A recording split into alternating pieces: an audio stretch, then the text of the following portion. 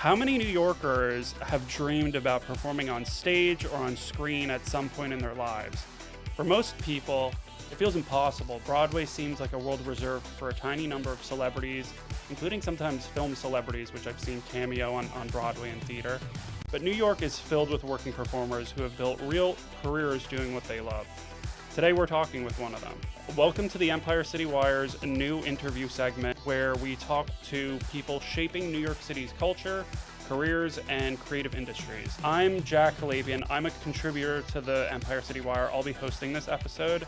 Today we're also joined by Lexa Maxa, a New York performer who has worked across cabaret, stage productions, and film, and who represents the reality of what it means to pursue a career in performing in this city. In this episode, we will explore what life is really like as a working performer in New York, what the Broadway audition world looks like behind the scenes, how performers actually build careers, and advice for anyone who has ever considered pursuing performing. All right, so do you want to introduce yourself? Sure. Hi, everyone. Hi, Empire City Wire. I'm Lexa Maxa. As Jackson said, I am a performer in New York City at large with a focus in live performance. I'm also a cabaret artist, and I do many works in theater as well as on screen. Awesome. All right, so getting started. What made you fall in love with performing? Was there a moment where you realized this might actually become your life, essentially? For me, performing is like a high.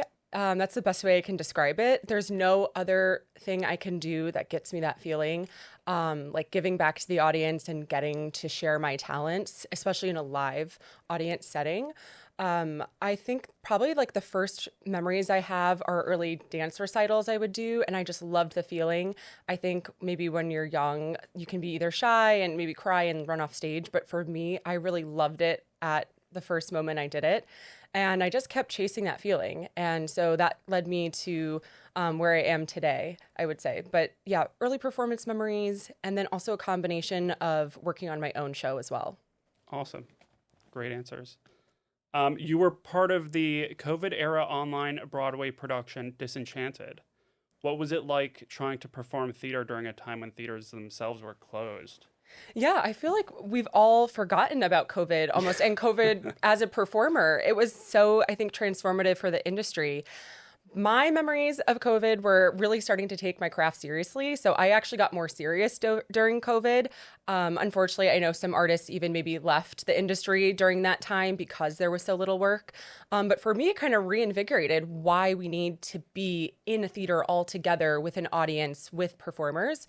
But we adapted it. So the performance you're talking about, I did Disenchanted at Nicely Theater, and it was streamed with Broadway On Demand, which at the time, believe it or not, they were also doing like big shows like Hamilton was on it as part of kind of COVID relief that they gave to everyone sitting at home. So I would say the difference between doing a like kind of online streaming version of theater and theater productions that would be on stage is you can do multiple takes because it's going to be on film. And also there's no live audience. Your audience is just the production crew. Right. So it was very unique where you had to play it as theater, but it was captured on screen for streaming.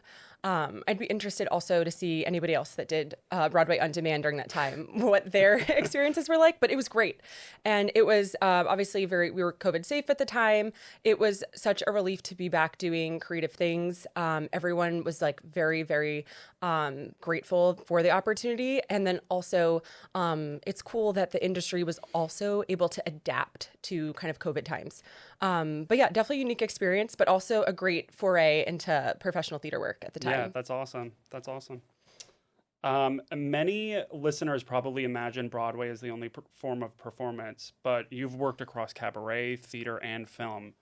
How different are those environments, would you say? They're all different skills. I definitely am partial to cabaret.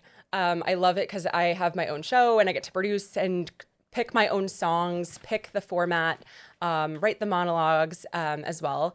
And what I will say is, for anyone listening that does not know what cabaret is, I'll describe it a bit. So it's a live performance, typically in a smaller venue, and it breaks the fourth wall. A lot of theater it is on stage and does not include audience interaction, I will say. Cabaret tends to break the fourth wall. So you're performing directly for the room, interacting with the audience. It's sort of like if you're a comedian meets singer meets live kind of stand-up almost, but in a singing format. I think people tend to confuse cabaret sometimes with burlesque, which is dancing version. So cabaret is very unique set of its own art form. That's what I'm partial to, but I would say theater is the collaboration. There's so many people on stage with you. I don't know the last time you saw a Broadway show, but the people on stage is like 50 or so, and there's another 50 or so behind the scenes. So it's really enjoying the collaboration between all the different departments is what I love.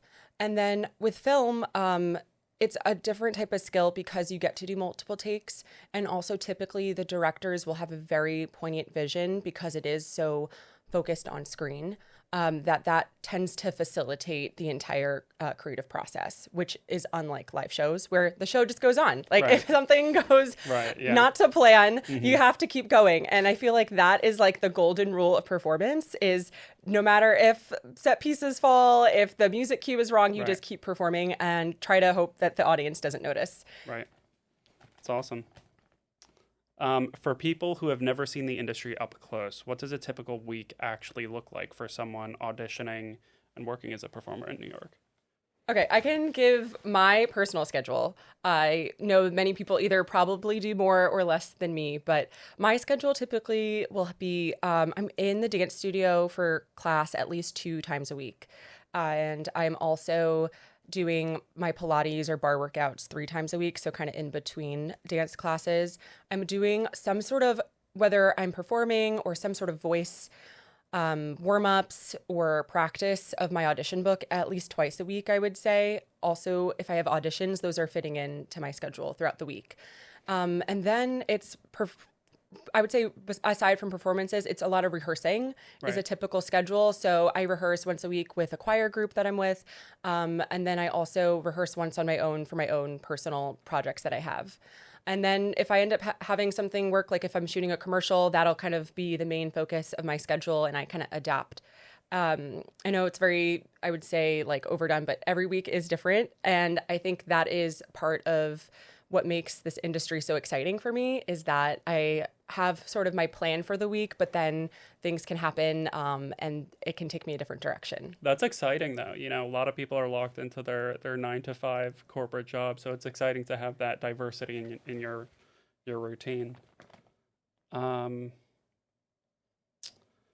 Being a performer in New York often means balancing the art with the hustle. What is one quintessential New York moment that made you feel like you truly belonged in this city?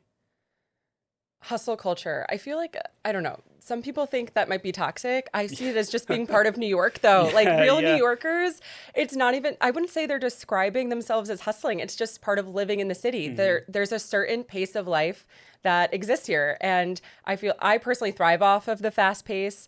It really does energize me.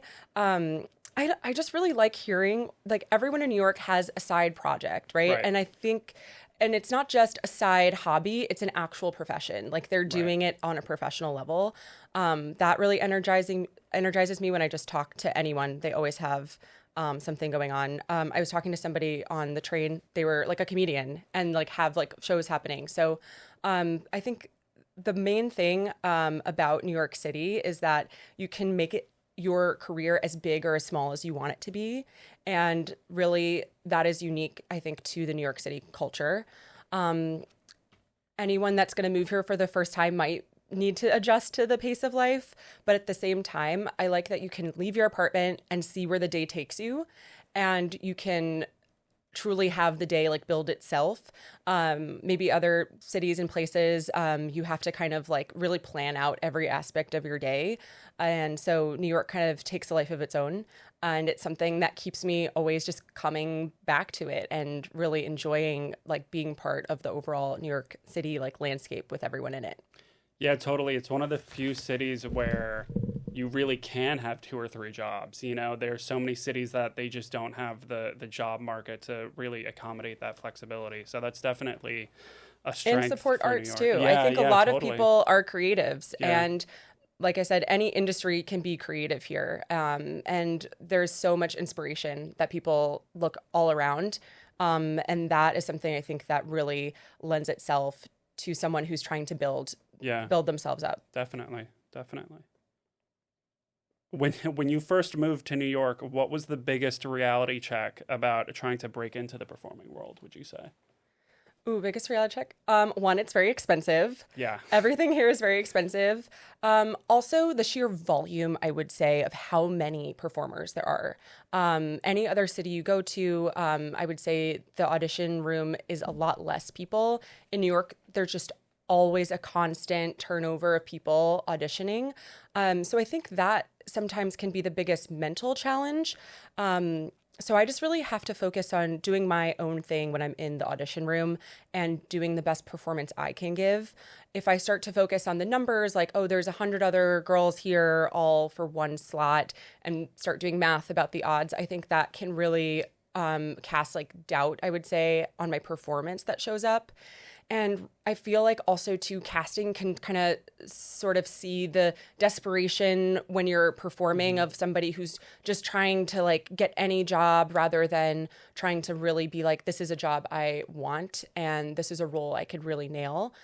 So I just try to like really focus on my own performance, being the best I can be, because at the end of the day, I feel like that guides me forward and has always been something I can rely on. Whereas trying to rely on like numbers and how many people are there and who's ahead of you, I think can be really draining. And also kind of antithetical to creating your art and being able to perform freely. Totally. Yeah. That's really impactful. Yeah. Every New Yorker has a place to go when the city becomes overwhelming. What or where is your personal sanctuary in New York, and how does it influence your creativity? Ooh, okay. Personal sanctuary, definitely in front of a piano. So, hot tip for anyone listening, Ripley-Grier is an audition studio, but they also allow you to book your own space. So anytime I can get in a studio space at Ripley and have a piano in it and just write new songs, that is definitely That's awesome. Creative sanctuary for me, because it's just me, just the piano, creative ideas. And that is something that I feel like often I don't get to do throughout the week, because it's so like, what are your next 32 bars? What's your next monologue? What's your next project audition? And it's very like on delivery. So just being able to create anything I want is definitely probably a sanctuary for me in the big city. That's awesome. Oh, this is a good one.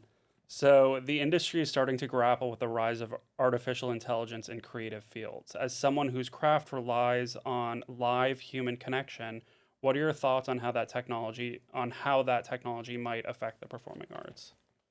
I think it already somewhat is. Yeah. But I'm probably might have a smaller view on this, because I don't think we need to completely rid AI from performance and creative industries. I think we can use AI to help us. For example, I would say AI should not be used to generate any ideas. I think the best ideas are always like from the human brain, from the heart, something that's not already out there that AI can just like scrape off the internet and recut. Like, I think the ideas at their core have to be human. But on the other hand, AI can cut down production time. Any sort of production you do, film, TV, stage, is incredibly expensive. So if you can cut down that production time and get it to a stage, an audience, in front of live people, in front of people that want to see it, I feel like that's a win if AI can help with that. So I just wonder what'll be happening in terms of like legislation. They've already signed a bunch of, they're trying to at least pass, like the different unions trying to pass, like you can't use AI actors in film, for example. Right. So that'll be interesting how far things will go in terms of the law. But I just always feel like creatively, like, don't go to ChatGPT. Like, don't start there. Like, start with an idea first, put that on the page. And then if you want to use AI to help facilitate, like, I don't know how to do a lighting plot, so maybe AI can help me there. Like, I think that's a very different approach to it, rather than just starting out with, you know, let me write a script using ChatGPT and call that my next project. I just think that's like also incredibly unfulfilling. And also I feel like maybe the audience can tell. I don't know, like I go back and forth on it because then people are making AI music that people don't even Yeah. know is AI bands. It takes refinement though, you know. It starts with multiple queries, and then you eventually wind up with a product that Yeah, what's interesting is Yeah. there's a skill to the AI searching that if they only applied creatively, I'm Yeah. like, maybe they would have gotten to the same place. yeah. But yeah, I feel like it's something that we're gonna have to integrate. Yeah, there's gonna be laws, but I feel overall like if we can start with a human-centered idea, that's always gonna be the best art. Right. So there's no like I would say replacement for that. Right. And you know, Broadway, theater, ballet, opera, they're all human performances, you know, until they find like AI robots that can do that. And I don't even think they'd be able to do that in the next 50 years. I think No. it's pretty insulated, you know. So I think Broadway and theater and all of those different channels are definitely the last bastion of like human creativity that's sort of like untouchable, because you can't put like an AI robot up there. You got to completely rely on human skill and human talent there. And that actually brings me to my next question. There's been a discussion recently about the future of traditional performances like ballet and opera and theater. Do you think these art forms are declining, evolving, or simply changing in how audiences experience them? And on top of that, you know, these comments come alongside what Timothy Chalamet was saying about like Oh yeah, I heard about dying that. industries. He'd hate to be a member of like a dying industry or something like that. So I'd love to hear your thoughts on that. Sure. I just find it interesting that I mean, I understand the differences in the different industry, but his like film requires physical people to show up to a theater. Right. So I feel like those are always the things that people are grappling with right now in like entertainment industry is how do you get butts in seats? How do you get people to pay and show up? So regardless of your art form, if it's something live, even if it's film, getting people to show up to a movie theater is so essential. I think for most like stage performers, like ballet and opera are like foundations of our art. We all started, you know, learning ballet very young. Even if we don't use ballet now as much, it's something we all are in touch with and have respect for as like the foundation of our dance skills. Same thing with opera. I've had a couple vocal coaches that they started in opera, and one is like a renowned opera singer. So there's a lot to learn even singing in the different style from opera. So these are really like foundational parts of other forms of singing, other forms of dance that I don't think are going to go away. Like, I don't think they're going to stop teaching ballet. I myself started in a ballet school with all of the different terms are also continued to be used. So if you're in the industry, you'll know like different like piqué turns and chaîné turns. Like those are words derived from ballet and from the French that's used there. So I don't think the industry is going to cut that out and come up with a new word just because no one is necessarily dancing hardcore, you know, straight ballet technique on a Broadway show. But you never know. Like, depending on the show, you can lean more heavily into it or less away from an opera, so to speak. But yeah, I think it's just the audience is constantly changing. I feel like, if anything, there's been a renaissance of people wanting to go see the ballet and wanting to go see opera, at least within fellow entertainers. I can't really speak for other people that maybe aren't as in tune with the arts, but yeah, I think that it's not going to go away. So I don't know why that comment was supposed to serve as anything, but I will say that, you know, people need to also go see movies.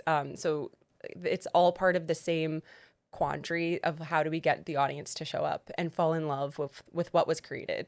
Right. And we're so lucky to be in New York, you know, having Broadway, theater, Lincoln Center, all of those performing spaces, like literally right next door. Like, we are really, really fortunate to just have that access here that so many people come to New York City for, you know? Right. Yeah. And if someone were to take a trip here, like a tourist, they'd probably be hard pressed to choose, am I going to go see a ballet? Am I going to see an opera? Am I going to go see Broadway? Like, they're going to do one of those things because it's so essential to like the New York performance culture. They want to see it. So again, I feel like it's something that's very timeless.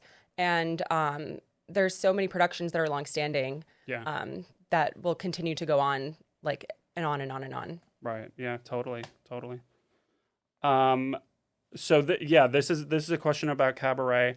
The cabaret world oftentimes has a lot of elaborate costumes, wigs, and visual presentations. What is that sort of culture like, and what is that culture like behind the scenes? Sure. Cabaret is whatever you want it to be. I think a lot of performers I know that have their own shows do like different costumes and wigs to have different characters, because oftentimes with cabaret it's one person. Gotcha. So because it's one person, you can maybe use different props or costume pieces to represent a new character or a new feeling. I do that sometimes with my show, more so with costume and like different pieces of clothing that I wear. I also know some people that are a completely different character for cabaret. Like they're putting on a wig and they're a different person, a different name, that helps them like be their best selves on stage for others.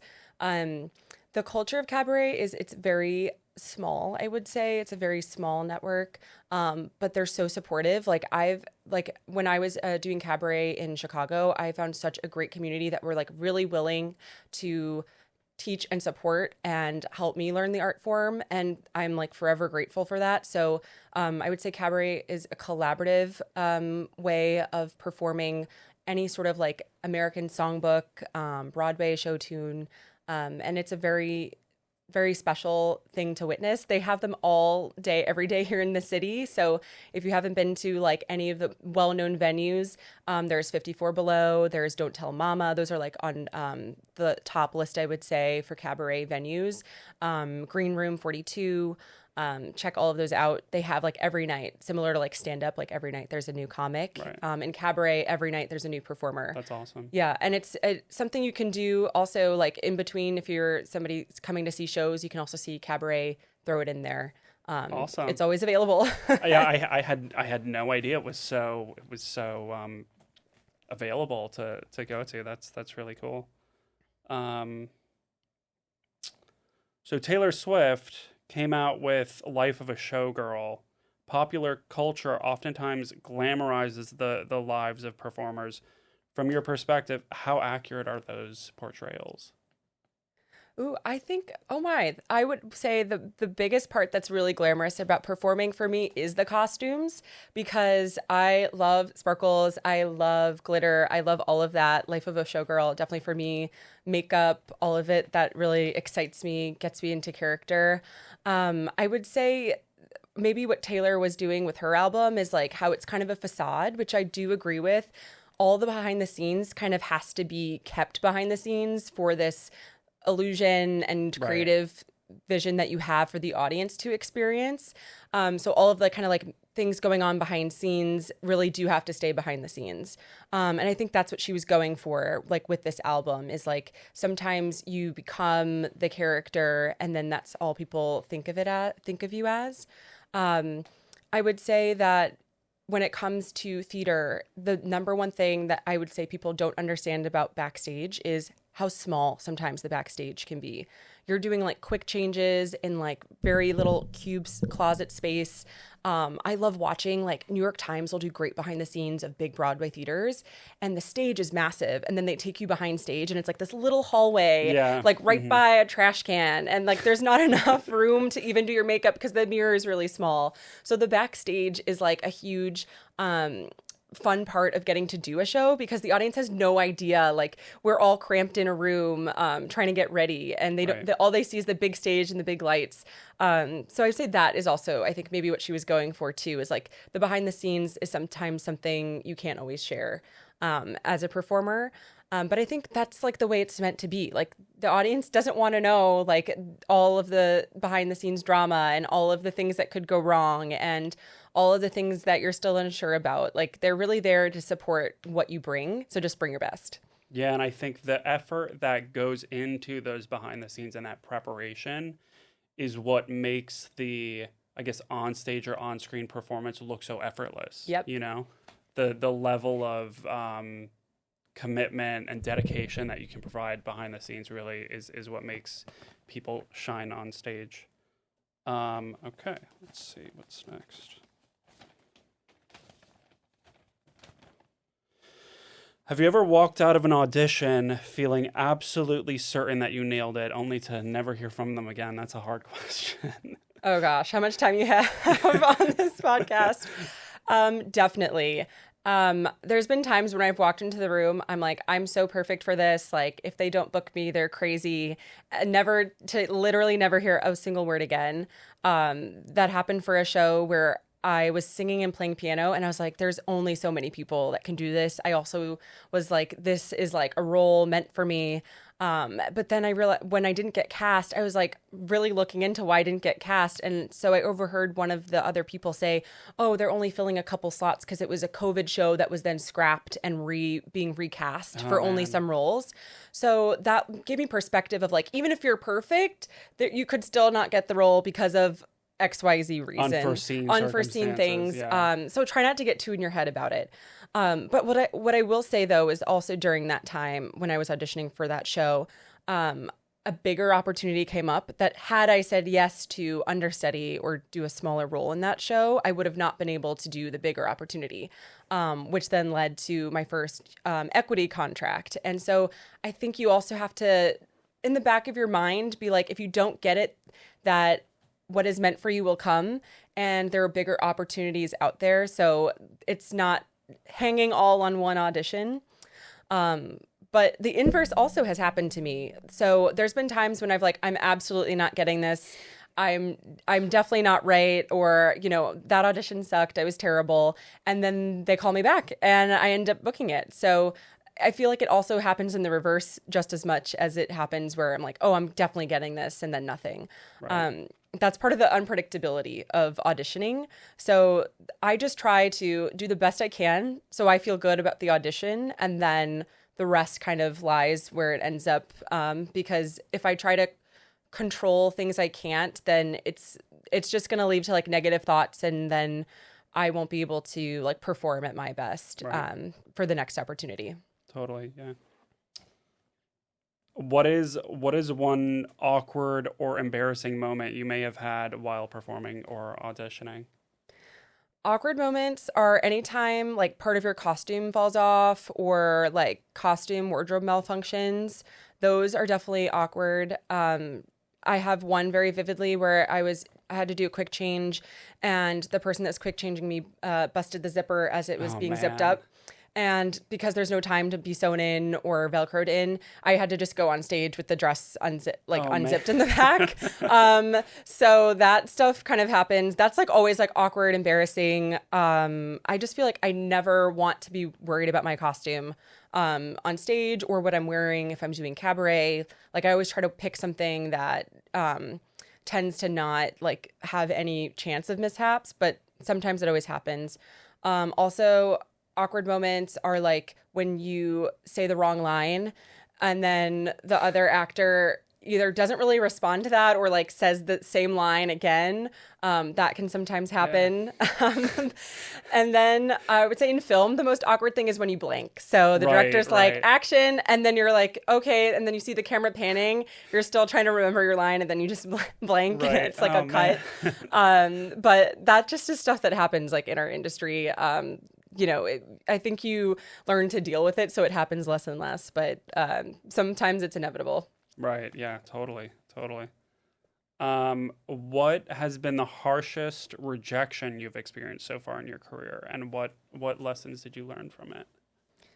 Harshest rejections. I guess it makes me think back to when I first started performing. I was a full-time singer and doing demos and recording.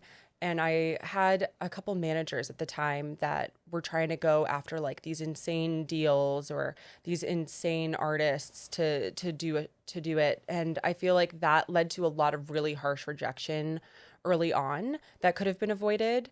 I feel also like during that time, I was trying to do things for other people as well. So I think it was interesting because it was rejection of like this person that I was trying to be.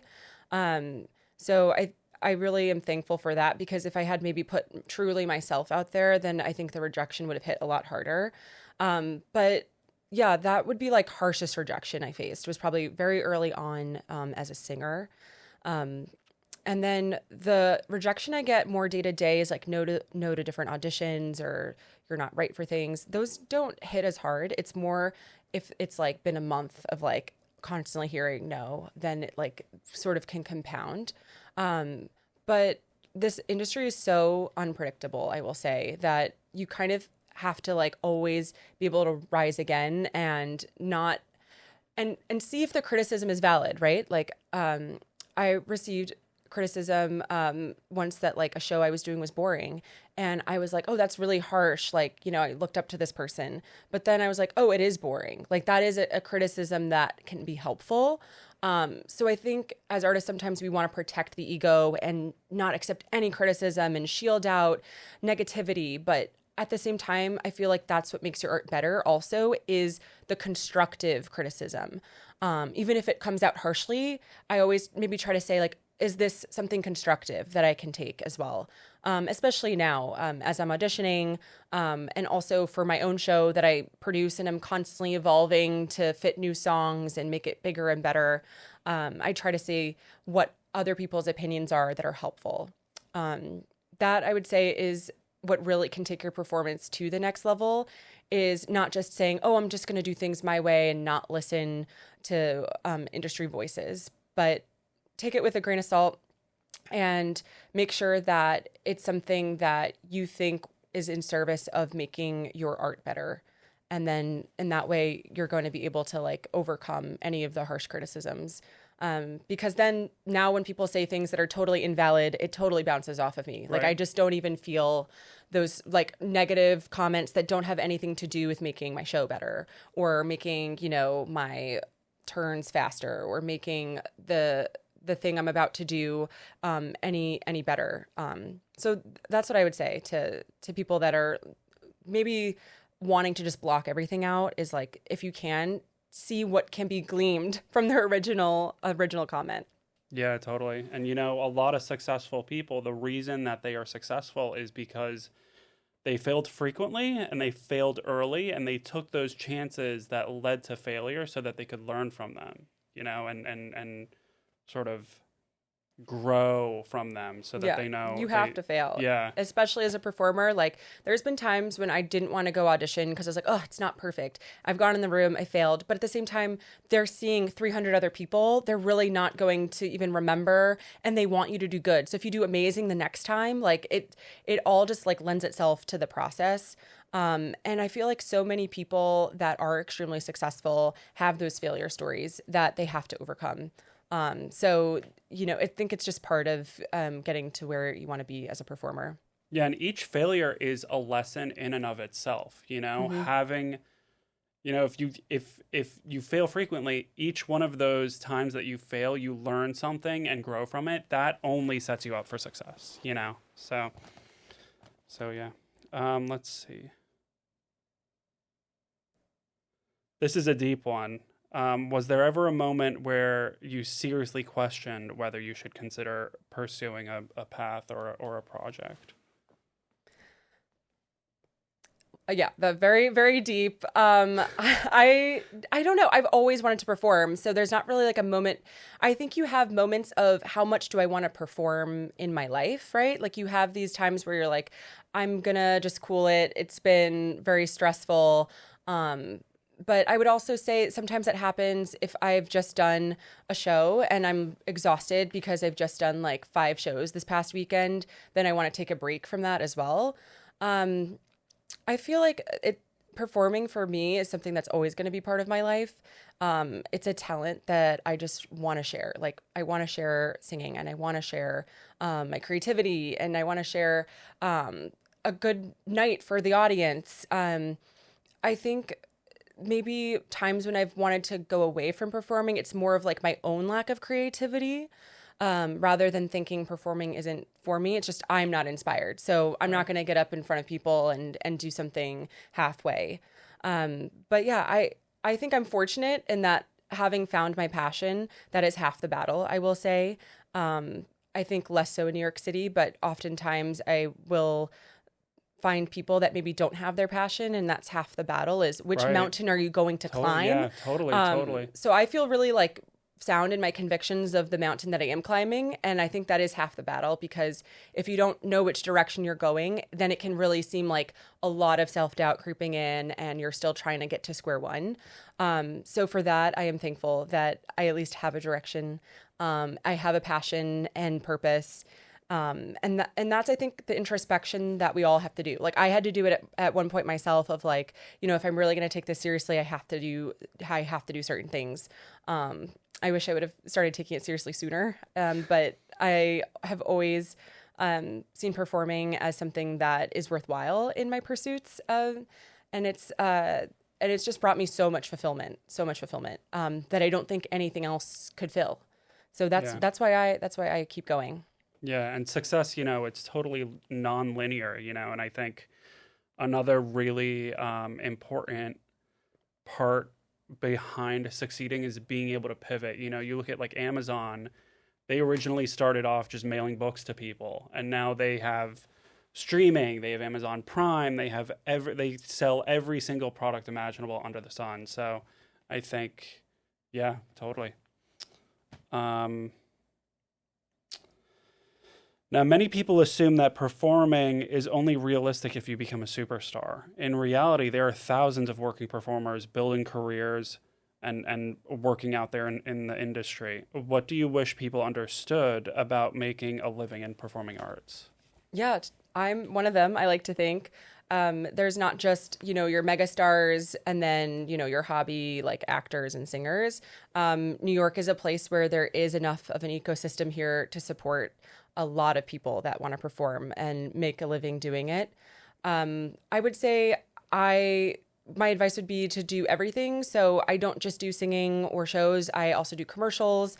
Those pay quite well. And also they are more frequent, I would say, in terms of like the amount of work that is out there.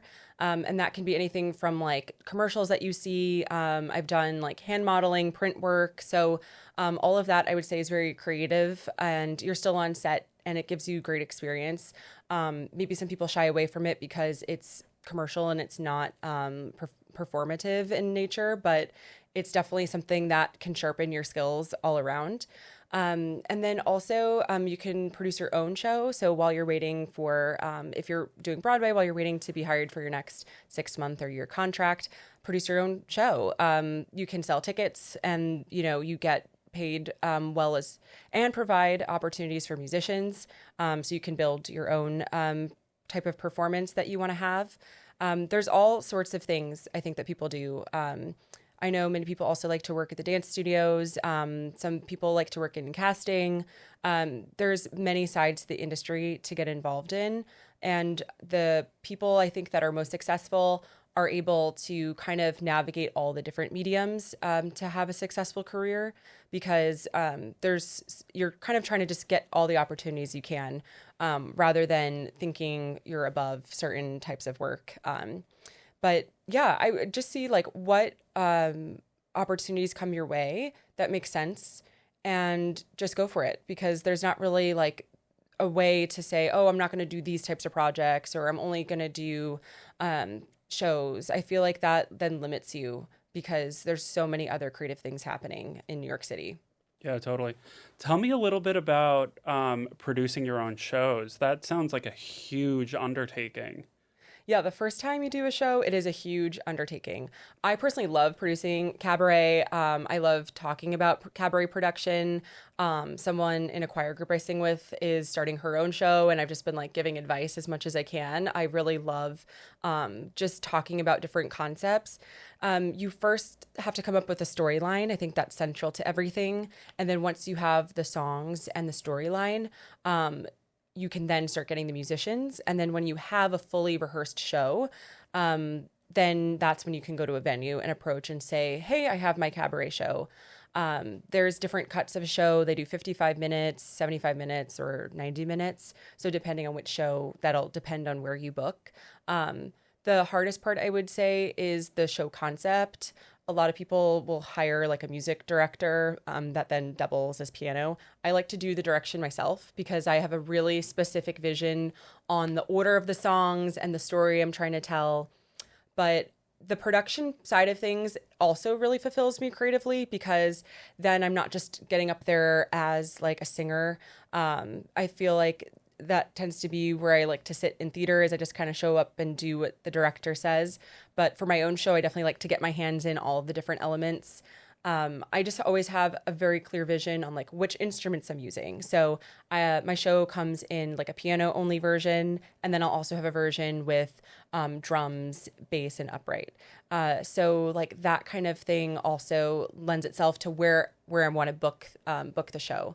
I really enjoy also sometimes doing like mini breaks with lighting. Sometimes there'll be somebody that will do like lighting and tech and sound, so I kind of let them do their creative thing if they're part of the venue.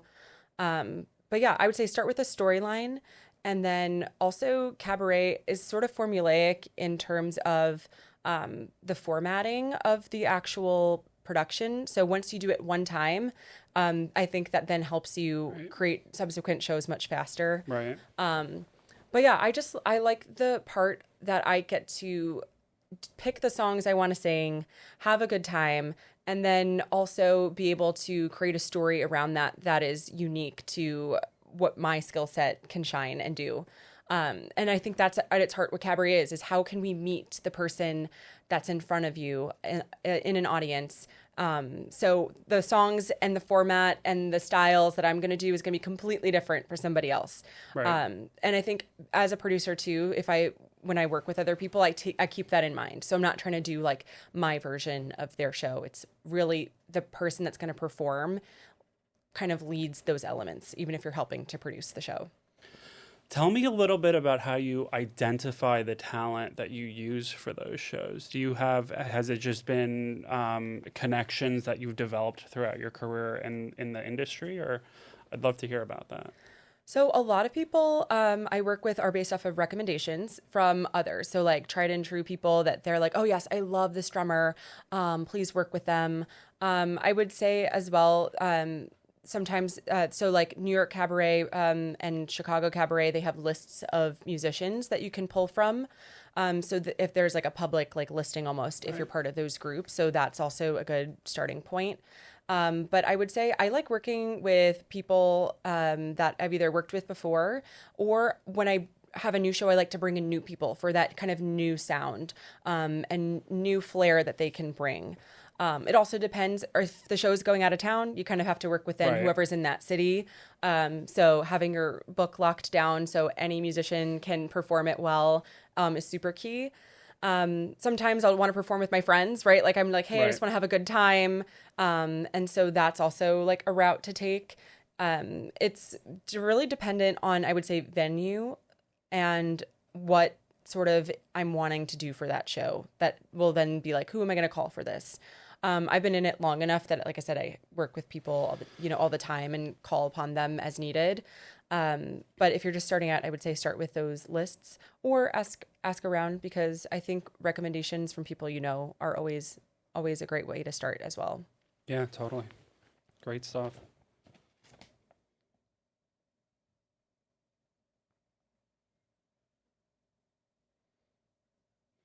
For someone listening who has secretly dreamed of performing, but believes it is unrealistic or may not have the confidence to audition, what would you say to them? What advice would you give them? Okay, in New York City, I'd say have your headshot and resume, and then just start going auditioning. But if you don't have headshot and resume, get those things first, because that's really like the bare minimum. Headshot and whatever resume experience you have. So this way, when you show up, you're at least able to start line at the audition. And then I would say, like, find your voice. Like, aside from auditioning for other people, like, what do you want to do creatively? Is it recording songs? Is it stand-up? Is it being a dancer that is going to then teach classes? So find kind of like your individual niche that you want to explore further.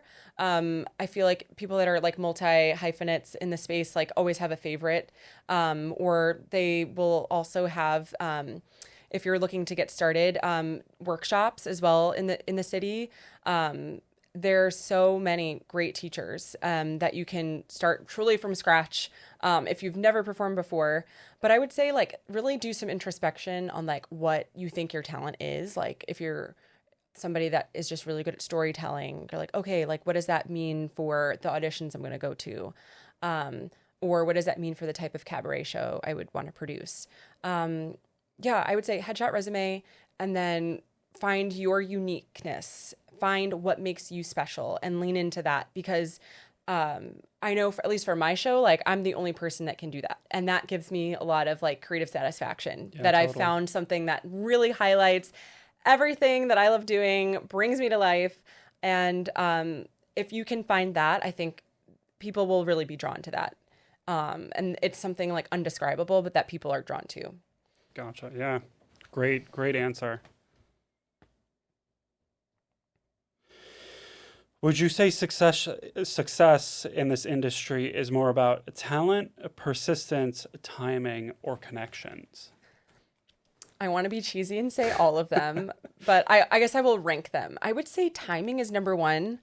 And then I would say... Why timing? Because it has to be the right time. You have to be available. Sometimes, like, I've been called for a project I would love to do. I'm already booked something else. I'd say timing is really essential. Or the other person behind the desk casting sometimes can cast and then put the project on hold, right? And now you have to go find something else. So timing. Then I would say connections, right? That always helps. I think sometimes people are really intimidated by Broadway, by stage, by film, because they think, oh, I don't know anyone. And I would say connections definitely help. Connections will get you in the room, but like actually having like the talent and delivering it will make you stay there. So connections definitely helps, probably next. And then talent, I would say, is last, because talent is most subjective, right? So the person who is hiring you could love what you bring, and then the other person that you do the same exact thing for at a different casting office could not like it, or it's not right for the show. So force ranking them, I would say talent is very subjective. It's like the eye of the beholder kind of thing. Now there's some people that you're like, oh, they're definitely talented, but plenty of talented people don't get cast, right? So there's something else that they're looking for. So talent is like a moot point. Like I've gone into so many auditions, fantastic, like everyone I've heard is like fantastic, but it's like only one or two of us is going to get it. So there's something else that they're looking for. That you may not even know. They might have some internal motive that they're looking for that. Yes. Yes. I would say one play I did, the casting was all done by height. So the actor that they were going to go with for the lead was 6'4". So they had to have a tall cast. So I think that lent itself to me because I'm taller, but somebody else who maybe was like even more perfect for it might not have gotten it if they were like 5 feet tall. Right. So I think I was the shortest person on that production, because everyone had to be so tall to match like the one actor that they already chose, right? So that's timing, right? If they picked another character to cast first, then maybe like, oh, we'll include different people. So sometimes it's just as simple as that. Like you never know what it is. You can drive yourself crazy in this industry if you're always like, oh, and then this is the reason, and charting out this next reason. I think you just have to really brush that off. Focus on your craft. Like, are you doing what you need to do? Are you in those vocal lessons with a coach? Are you, actually keeping up with your dance? I feel like that all of those things are things you can control. You can't control if casting is like, oh, we want all blondes for this production because of, X, Y, and Z reason, or we want actually people that are available these 2 weeks and you're not available. You already booked out. Mm-hmm. So I think those things kind of don't really matter as much in the long haul. Awesome. What advice would you give to a young performer moving to New York with nothing but a suitcase and a dream? Okay. What a question. Yeah. Nothing but a suitcase and a dream. I feel like that's been me before. Like I'm not shy to move around. I would say that you have to first set your own foundation. So headshot and resume, I'm always going to go back to that. You can't go wrong. If you have a good headshot and you have a good resume, you're golden. So have that with you in your suitcase. And then I would say, don't only try to audition. Don't only try to like do these amazing productions. build your life outside as well. Because having a support network of people that are really like rooting for your success has done me so much good. And all the friends I made along the way, I would say, is what really keeps me going. They're also excited when I book something. They're kind of like instant fans almost, like always wanting to know about my next show. So I would say like build the friendships along the way. Have those industry friends that are along the ride with you. That's what I would say is like try to find that community. Who is going to be the go-to people that get it because they're also going through it. And it's something like I feel like if you don't actually experience it, it's really hard to describe like all of the emotions you can feel in a week as you're auditioning or as you're working on a new song or as you're trying to, work on your book or get something started with your next production.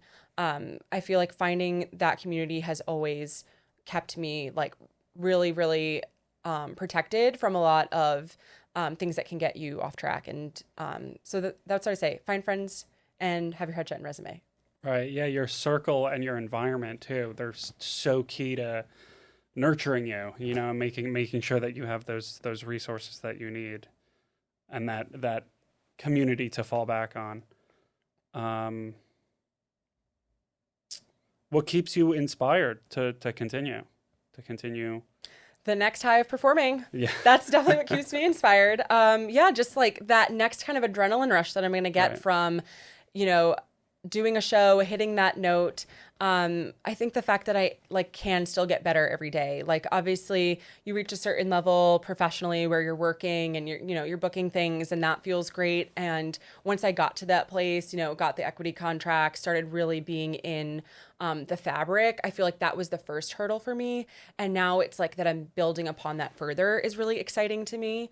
So I am working on 4 new songs for my audition book. I haven't done like a refresh in a while. So that is something that I'm currently doing that is inspiring to me. Yeah, like brand new songs.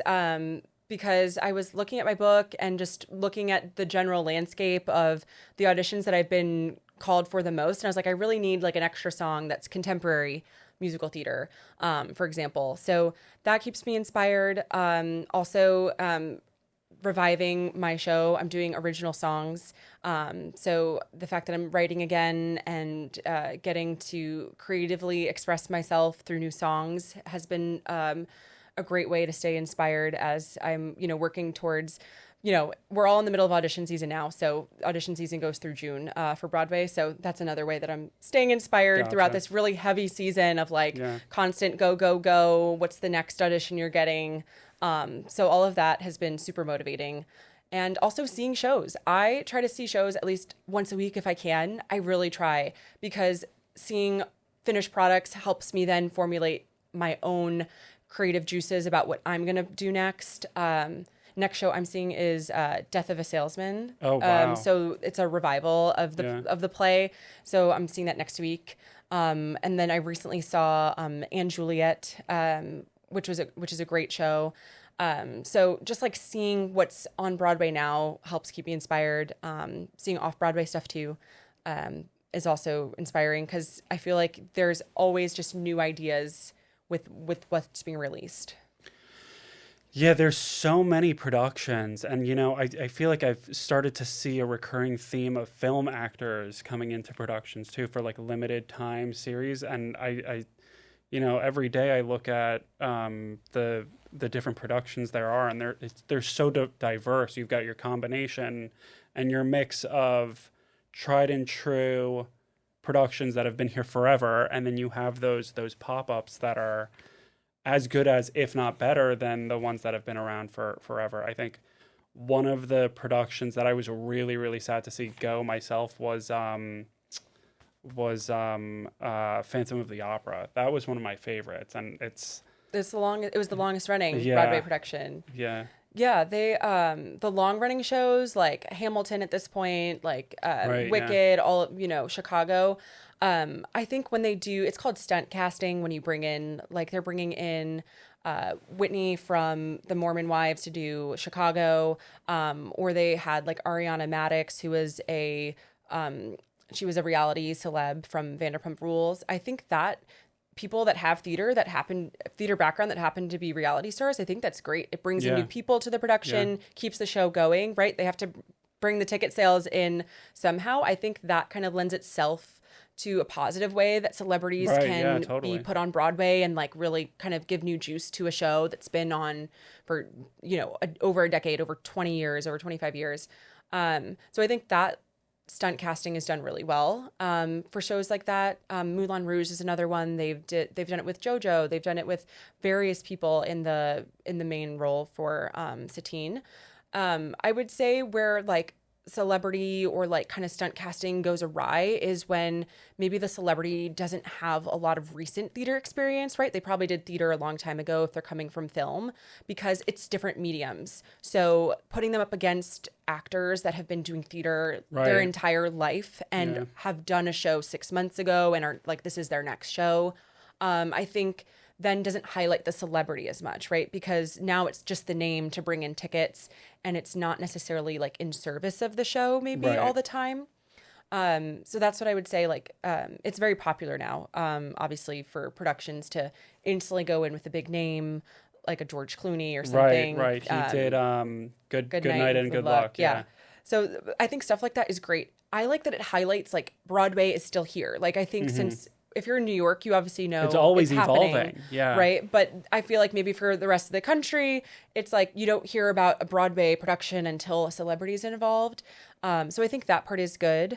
But yeah, I think making sure that celeb is able to like really bring it to a live medium. I mean, 8 shows a week is not an easy feat, right? If you're used to going to your trailer, coming back, doing 1 or 2 takes and then going back, right? Like, trust me, I have respect for film actors. It's a long days on set, which can also be draining. But I would say like, it's live performance. You have to bring a different intensity to a theater performance that, very solemn 1-tear cry that is like the money shot for film. Like, I'm sorry, is not going to be seen 500 people back in a Broadway theater.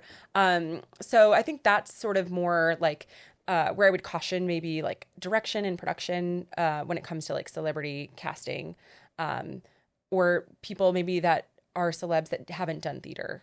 I think maybe is more the new way that they're approaching things. But I think anything that brings more eyes to Broadway, I think is a positive Awesome.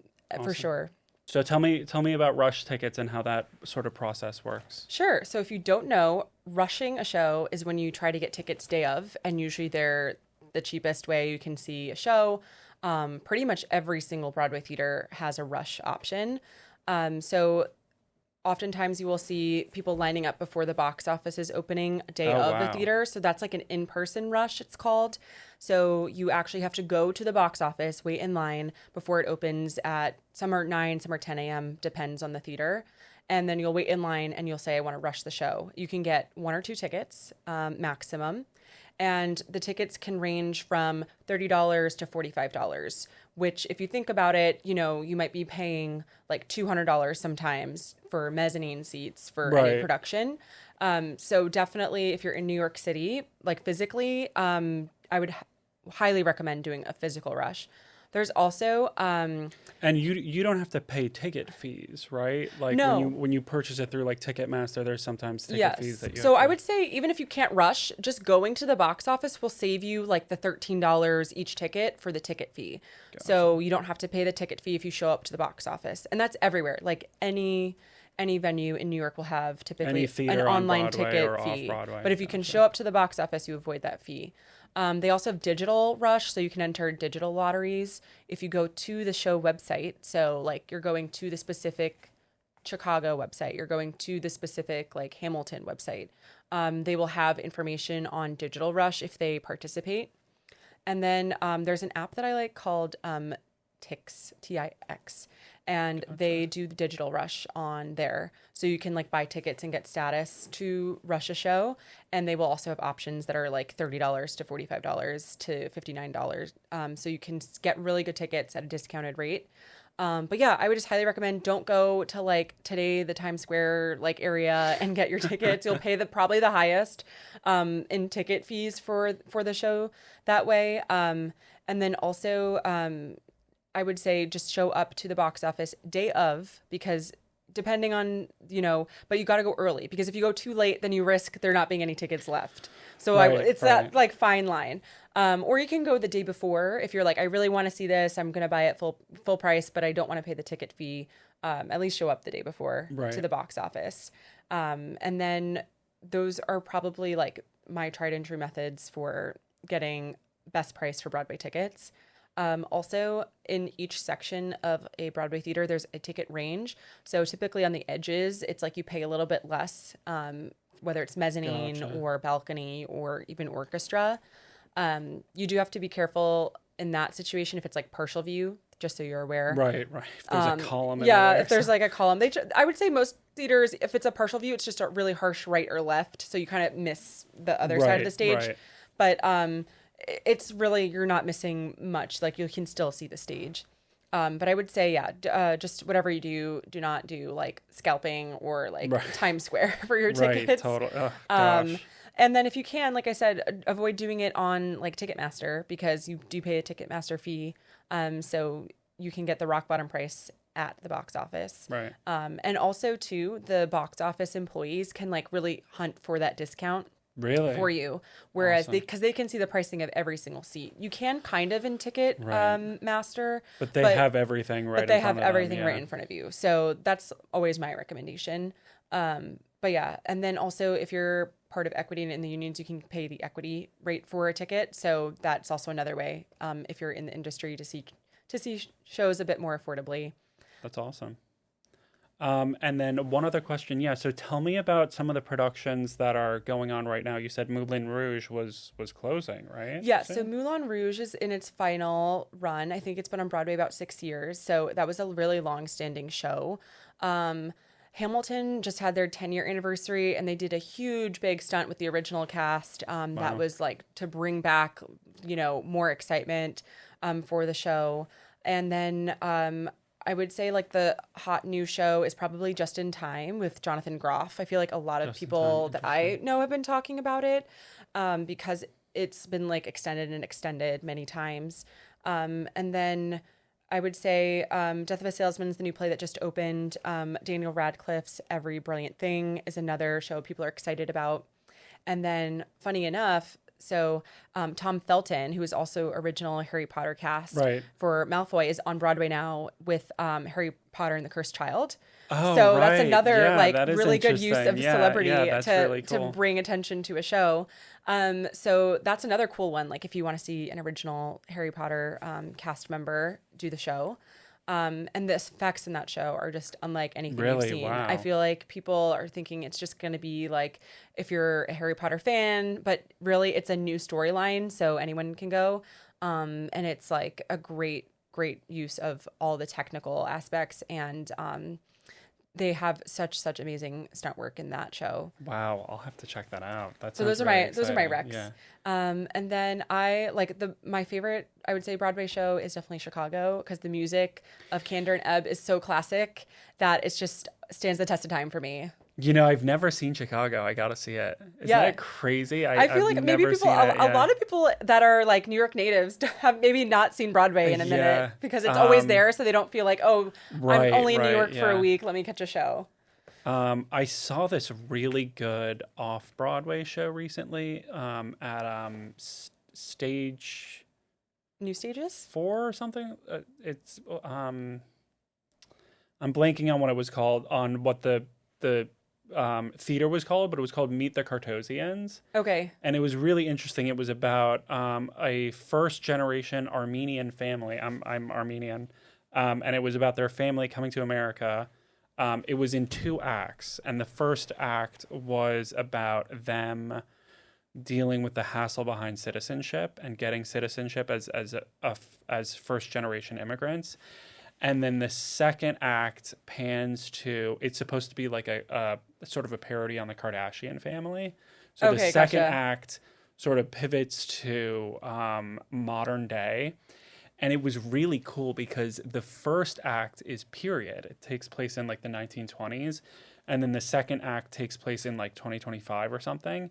And so all of the actors in the first half had on like period costumes, accents, behaviors of that time.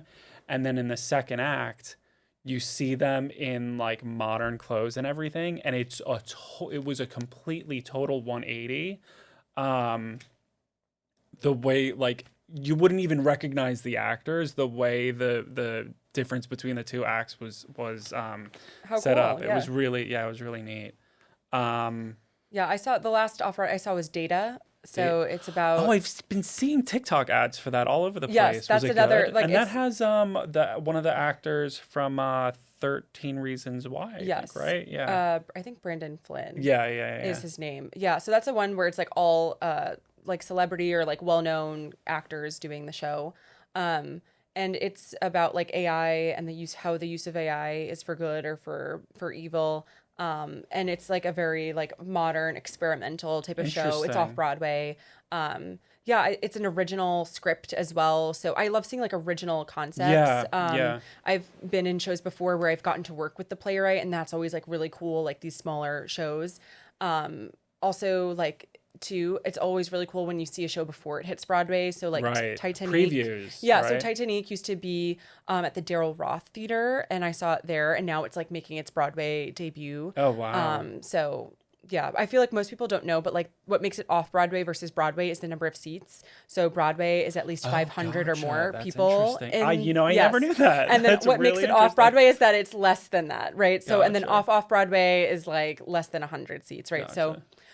So it's just the size of the house is what makes it considered Broadway versus off Broadway. Because I feel like there's not very many theaters that are on legitimately Broadway. Right. So most of them are in Midtown, but yeah. So off Broadway is kind of where there can be a bit more experimental, but a lot of these groups like Manhattan Theater Club, New Stages, that do sort of the off Broadway, like they're like the well-known names in off Broadway. I love when they do an original script. Yeah, they're really good. A lot of those original scripts are they blow you away. Like the Meet the Cartosians one was running for a very limited time. It got extended because it got such a positive reaction, and it's almost sad, connecting with a play so deeply and intimately, only for it to not stay. It's such a finite experience that lives within such a compartmentalized place. But I hope they bring it back. There's so many of these original plays that are just so impactful at the time that you see them that you may never ever see again. But I mean, I guess that's what comes with the art of Broadway. It's such a unique experience in that way. And also too, like each show is different. I know it sounds crazy, but when you do the show like 5 times in a week, 8 times in a week, each show is different. Like it's hard to explain, even though we're all doing the same lines and we're all doing the same steps. Like there is a consistency to it, I would say, that comes with professional theater, but the feeling you get and the small differences in each show really makes it feel unique as an actor that's on stage. So for me, I try to find like those little moments that it is slightly different. While you're trying to deliver a consistent show, like there is just like always like timing of things, or like the delivery like makes you think of something new. So even though they're doing it like 8 times a week, it's a different experience every night. Yeah. Wow. One other play I saw was Waiting for Godot. That was a really interesting experimental one. They had it was Keanu Reeves, and I'm blanking on the other actor, but they had done some movie that was really popular like in the 90s, and they had done an iteration of Waiting for Godot. It was really interesting. It was the whole stage, the whole production, they converted into, it almost sort of looked like it was like a circular, it almost looked like a sewer pipe kind of, or like a sewer drain, or like a escape drain or something like that. And they did the whole play in that environment.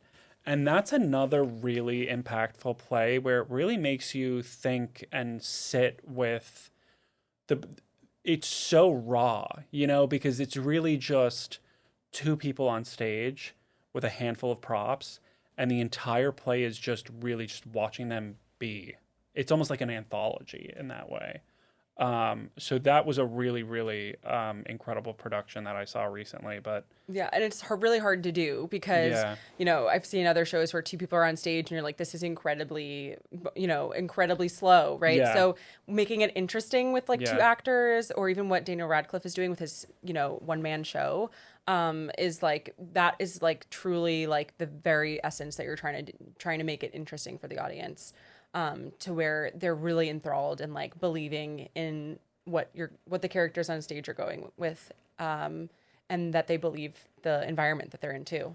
Yeah, and I think, that's also a huge part of it. Like, even if a play is slow, we are so wrapped up in our lives, when it comes to technology, when it comes to your phone and the notifications and responding to emails and dealing with work and this, that, and the other thing. And I think being able to sit down during a Broadway play, even if it is slow at times, it allows you to really reconnect with the human experience of just sitting there and experiencing it for what it is, and I think that's a lot of people overlook that. A lot of people are just they have these preconceived notion where like if they are not entertained the entire time, like they didn't like it. But sometimes the slowness is intentional, sometimes it's a part of it, and I think, God, the way people are, and I mean, this is true for myself too, the way you get so caught up in the news cycle and your notifications, sometimes it's therapeutic to just go to Broadway and really just sit in it.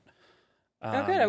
I'm glad, people find escape in it. I think escapism is huge with seeing something on stage. Yeah, especially with how fast New York moves. Yeah. It's almost like they're little contained moments that they're worlds that you can just pop into and experience. So yeah. And then I have one last question for you. Do you have one specific project or piece of work that you'd love to pitch that you're really happy about and want to share with the audience? Oh, to share? Okay, so obviously my show, Lexa with an A. It's based off of Liza Minnelli's Liza with a Z. So I do a lot of Minnelli repertoire in it. And that's my like standalone show. I have like a sizzle reel and I book it, throughout the year. That's something I'm really proud of. And it's such a fun cabaret show with all of the great hits all of the songs. And so that's like one project that I'm always drawn back to that I'm really proud of. And then I also, my next thing that I'm doing is next week I'm actually singing at Carnegie Hall.